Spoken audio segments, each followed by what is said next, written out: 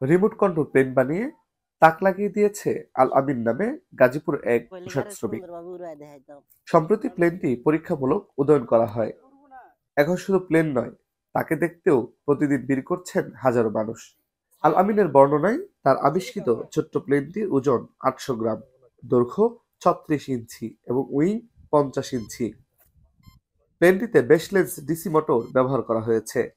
মোটরের স্পিড নিয়ন্ত্রণ করার জন্য আরও ৪টি ইলেকট্রিক সার্ভো মোটর যোগ করা হয়। প্লেনটি 6 চ্যানেলের একটি রিমোট সংযোজন করা হয়েছে। ১.৫ কিলোমিটার রেঞ্জ পর্যন্ত চলতে পারে তার এই প্লেন। তবে প্রযুক্তি ব্যবহার করলে রেঞ্জ আরো বাড়ানো সম্ভব। এমন আবিষ্কারের পেছনের গল্প জানালেন আল আমিন। আমার মূলত ইচ্ছা ছিল যে আমি এই গান করব, গান করে শিল্পী হব। আমার পক্ষে আর সম্ভব হলো না। পরে আমি সেই থেকে ইউটিউবে একটা চ্যাংড়ার প্লেন উড়ে দেখি, সেই থেকে আমার স্বপ্ন জাগে যে আমি প্লেন বানিয়ে উড়ব। সেই থেকে আমি ধীরে ধীরে পাশপাতি কিনি, আস্তে আস্তে টাকা গুছাই, বেতনের টাকা গুছায় পরে এই মোটর টোটর আবি যাবি কিনা পরে যেগুলো আস্তে আস্তে কাজ কাম করি। বানায় বানায় উড়াইতে আসি, এখানে আসি, ওরে না এরকম করে মেলাবার উড়াইবার আসি, চেষ্টা করি, ওরে না, ভেঙে যায়। পরে রাগ ওঠে যে ওরে না, এটা করা বাদ দেই। পরে না করলাম যে করতে থাকি। পোশাক শ্রমিক আল আমিন সিরাজগঞ্জের বেলকুচির খামারুল্লাপাড়া গ্রামের আক্তার মোল্লার ছেলে। তিনি গাজীপুরের শ্রীপুরে একটি পোশাক কারখানায় চাকরি করেন।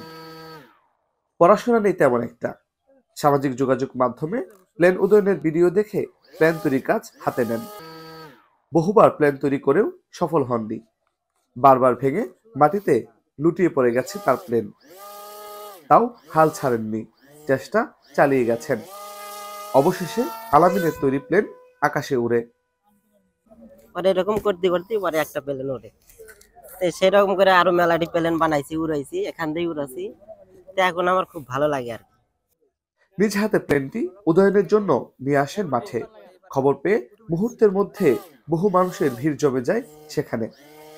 সবার চোখের সামনে এমন ককশিটের তৈরি প্লেন রিমোট কন্ট্রোলে আকাশে উড়বে ভেবেও আশ্চর্য হয়েছেন অনেকে। এমন মেধার যেন সরকার সঠিক মূল্যায়ন করে, এমনটি প্রত্যাশা সাধারণ মানুষের। না, এরকম বিমান আমি আগে কখনো দেখি না। এখানে এসে দেখলাম বড় ভাই যে বিমানটা বানিয়েছে, অনেক সুন্দর বানিয়েছে।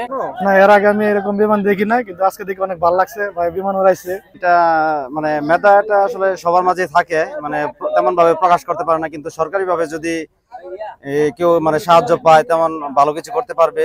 ভাই অনেক সুন্দর একটি বিমান বানিয়েছে। সরকারি পৃষ্ঠপোষকতা পেলে উন্নত দেশগুলোর মতো আরো অনেক উন্নত প্রযুক্তির প্লেন তৈরি করতে পারবেন বলেও জানান পোশাক শ্রমিক আল আমিন। আরিফ খান আবির, এশিয়ান টেলিভিশন, গাজীপুর।